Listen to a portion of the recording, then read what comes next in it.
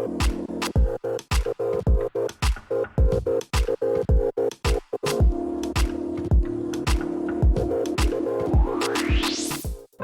there, and welcome back to Nail Chronicle. This week I'm doing a super simple spring design. I wanted something that was quick and easy and a little bit of fun, so I landed on this one here. So I started out with this really cute green OPI polish. I've used this one a lot in various designs. I don't know how I've got any left actually. It is starting to run out, but I've still got plenty there, so not to panic just yet. I then moved on to the stamping component of this. And for this, I almost use I reckon about 90% of the plate, particularly on some of those really big leaves.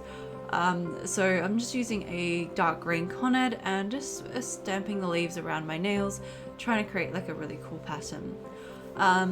The plate itself was really cool. I found it really easy to use. It's got some really awesome designs on it. And I love the different leaves, and there's different sizes and shapes, and so you kind of use part of a leaf, or sorry, part of like the image, or you can also use the full thing as well, which is awesome. So the only ones I really didn't use is the little smaller images, and I did try and sort of work out a way of incorporating them, but it just didn't quite flow with the other images that I was already putting onto my nail.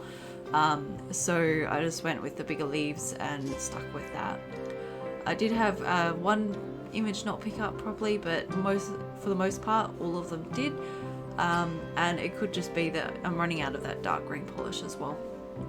So I just kept going along until I was happy with it.